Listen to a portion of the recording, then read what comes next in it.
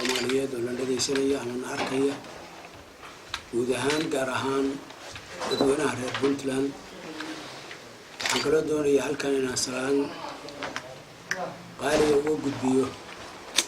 dadweynaha reer Puntland oo dibadaha ku nool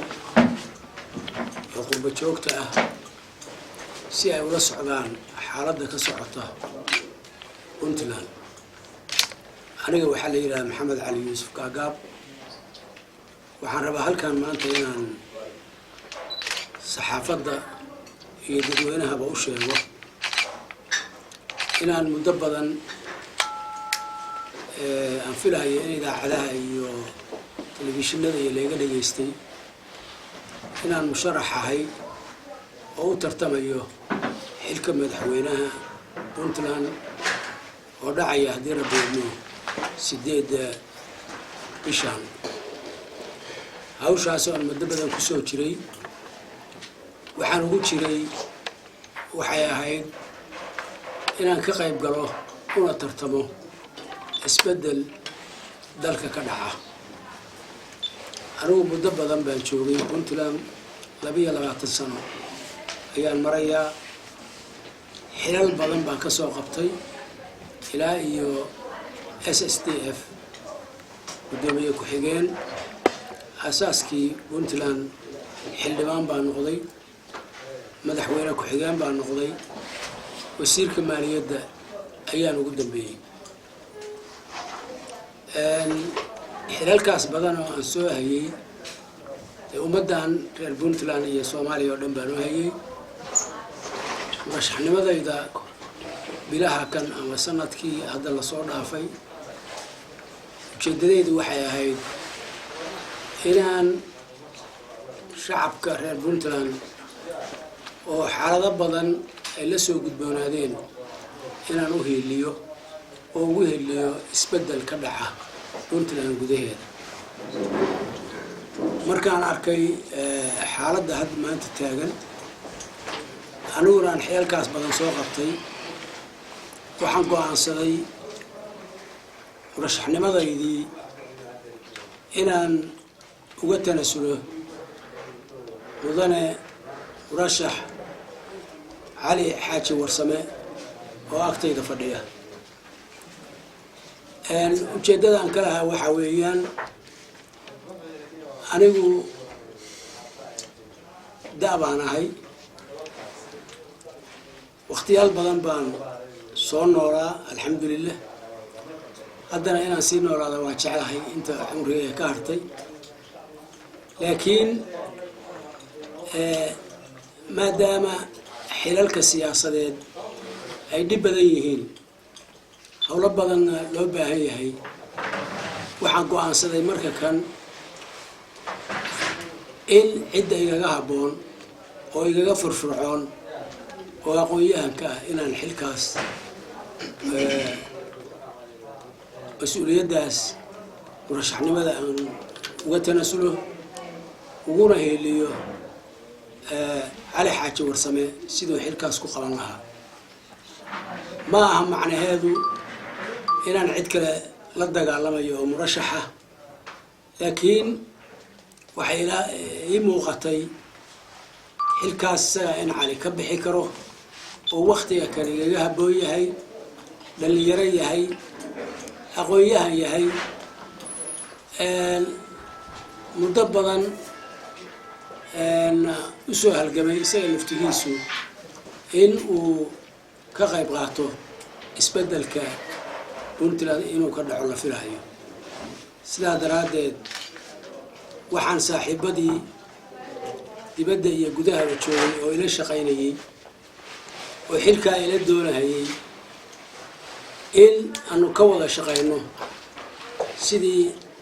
mudane murashax Cali Xaaji Warsame oo xilka uu guuleysan lahaa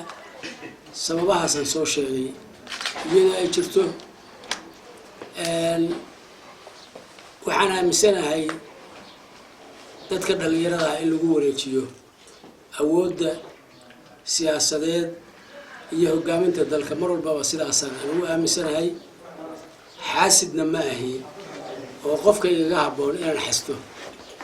haddee uguma haboono xilalkaa hore oo aan soo qabtay waa dhib badnaayeen kanina waa kasii dhib badan yahay marka waxaa ii muuqatay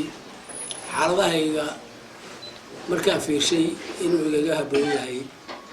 mudane murashax cali xaaji warsame aad iyo aad baan u mahadsantihiin asalaamu calaykum waraxmatullahi wabarakaatu بسم الله الرحمن الرحيم waxaan aad iyo aad u soo dhaweynayaa una mahadinayaa Dr. Maxamed Cali Yuusuf sida uu cadeeyay inuu runtii taageersan yahay Dr. Maxamed waa rugcada siyaasadeed ee Puntland sidoo sheegayna xilal aad u muhiim ayuu ka soo qabtay Puntland dhismaheedii iyo taariikhdeedii wuxuuna ka mid ahaa raggii soo gaarsiiyay meesha maanta ay marayso wax badan ku soo kordhiyay dhismaheedii iyo asaaskeedii aad iyo aad baan Dr. Maxamed ugu hambalyeynaya waxaan leeyahay waa mahadsan tahay waxaa maanta sidoo sheegay la soo gaaray xilligii Puntland wixii farabadnaa ee u qabsoomay la dhameystiri lahaa waxaan marar badan ku celiyay Puntland wax badan baa u qabsoomay 15 sano la soo dhaafay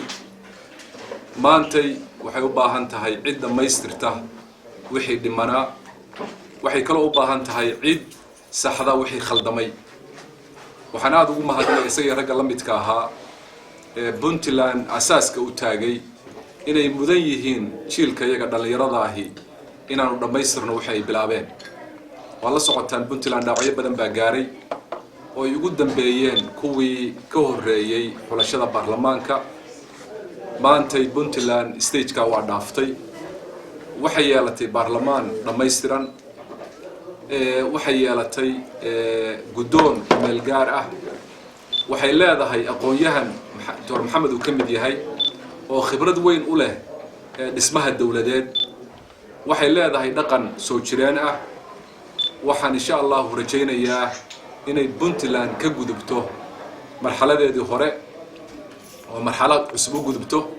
Dr. Maxamed Cali Yuusuf ragga la midka ahi wax badan bay ku kordhin karaan mustaqbalka iyo dhismaha Puntland haday noqon lahayd xaq maamul haday noqon lahayd xaq qaanuun waa qaanuunyahan Dr. Maxamed xagga qaanuunka iyo dhismaha iyo waliba dastuuri constitution fadhiya oo nidaamsan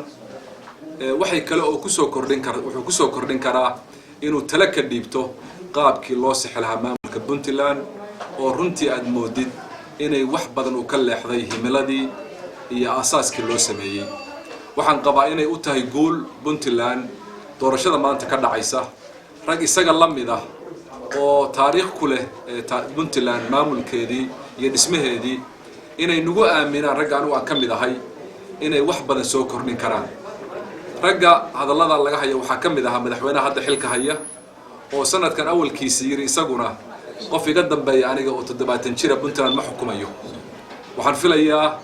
inuu isaguna arkay in loo baahayay maantay in jiilka dhalinyarada aqoon-yahanka ay dalka maamulkiisa qabtaan aad iyo aad baan u mahadinayaa Dr. Maxamed Cali Yuusuf waxaan leeyahay waad mahadsan tahay khibradaada iyo aqoontaada iyo taariikhdaada intaba waa u baahanahay وانا كفايديسنينا وما تسنتين وحي سؤالك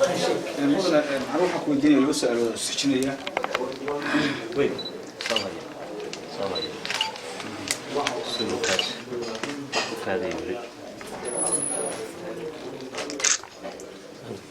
لو سالوا السجنيه وجون قال حد من دكتور امك waxa socota xadxadashada lagu hayay baarlamaanka maadaama xilliga soo dhow yahay rajada aad ka qabtay in baarlamaanku doorto aad halka maxkamada ku guuleysatay maxay tahay su'aashu ka tan labaad sida aad u washeegtay Puntland dhaawac baa gaaray midnadeeda waa qulqultay gobollo badan baa maartay ka maqan Puntland iminka dadkii shaki baa kala dhexgalo kalsooni darro ay muuqata haddaad ku guuleysatay xilkaas ballanqaadka rasmiga oo reer Puntland maanta ka dhigaysta baad sameynaysaa بسم الله الرحمن الرحيم ugu horeyn horta guusha Ilaahay baa haya laakiin waxaan aaminsanahay inay kalsooni ugu qabaan shacabka Puntland inaan Puntland maamuli karo marxaati waxa uu Dr. Maxamed Cali Yuusuf oo hadda ila fadhiya oo sheegay inuu ku kalsoon yahay inaan Puntland maamuli karo kalsooni baan ku qabaa xubnaha cusub ee golaha baarlamaanka Puntland inaan ka heli karo cod igu filan waxaad ogaataan goluhu wuxuu ku soo baxay dood dheer waxa la magacaabay guddi khilaafaadka oo madaxweynuhu kaliya uu magacaabay asagoo anaga nagala tashanin waxay Puntland ku sigatay inay gasho burbur siyaasadeed waxaanu ka mid ahayn aniga Dr. Maxamed ragga la midka ahaa raggii ka shaqeeyay inaysan Puntland politically wax u gaarinin ina anagu tanaasulo say u soo baxaan xubnaha baarlamaanka oo maanta fadhiya xubnahaasi kuma soo bixin kulligood sida anagu aan rabnay 100% laakiin waxay ku soo bixin process anagu aan leenahay waa okay buu ahaa process anagu aan aqbalay process aanu kalsoonida iyada siinay iyagana waxaan u rajaynaynaa inay dowrkooda qaataan waxaana filayaa maanta inay la gudboon tahay inay helaan ciddii Puntland hore uga sii wada lahayd meeshay marayso waxaan aaminsanahay inay og yihiin inay u baahan yihiin kalsooni bay u baahan yihiin sharaftooda in la ilaaliyo xasaanay baarlamaanka dadku jira ay leeyihiin xuquuq bay leeyihiin waxaan ognahay kuwii hore soo noqday xataa inaanay xataa mushaharkoodii helinin xuquuq badan oo ka maqan inaanay helinin inaanay dawladda ula xisaabtamin sida loo baahnaa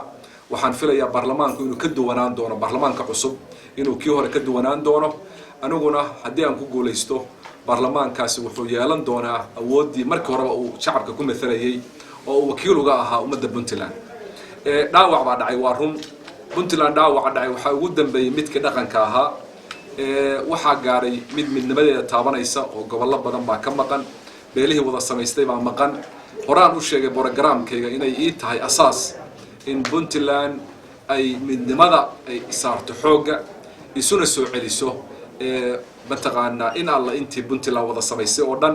waxaan ku bilaabi doonaa waxa weeye inaan maantana ka shaqeeyo dhaawacii dhaqanona soo gaaray inuu dhamaado oo aan ka soo doogno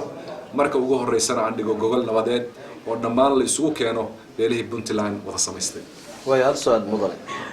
mudane Maxamed Cali Yuusuf Gaagaab tanaasulka uu ku sameeyay muxuu ku soo kordhinayaa wallahi doorasho wax weyn buu ku soo kordhinayaa ogaada Dr. Maxamed shaqooyin badan buu soo qabtay علاقات بدن بوليه هاي حلبانة ذو يقانا نودنا كلجا يقانو سياسية ويه خبرات أقونات يمد حرير يمد مجع بواليه هاي وحنا مسنا هاي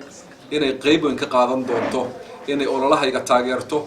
إنه أبور دونته كلسوني تذكر Puntland سمية وأساس كذا لها إنه كلسوني هين رجع كم إذا هاي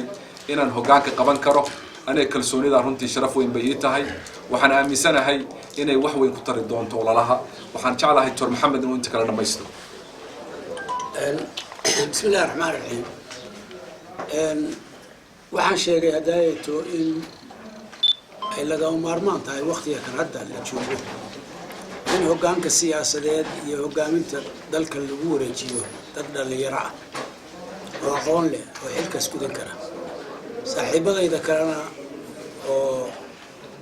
إن سيدا أو أركان وسيدا يلام بان. كينيا سومالي ذو وحياة بدن بيشكتا لكن أنا قد عدنمو إيو كلسوني إيو وحقبت دلكو باهية أوجد أيان حلك وجورتي أما تناسل كوجوس بي على حاجة ورسمة والله على كتيره أنا ودتك كما حب بدني كما أنا أود بدني لكن وحنا سلاحي وحبة ضمبان كقبان كرتا أو شاهيدا وهؤلاء الناس بدن سوق بناي أو كور قبو أو جهي ما شاء الله مرأي سيدا يوسعته وش إله باهية لكن وحبة كعوي بكرة أيام أمسنا دربي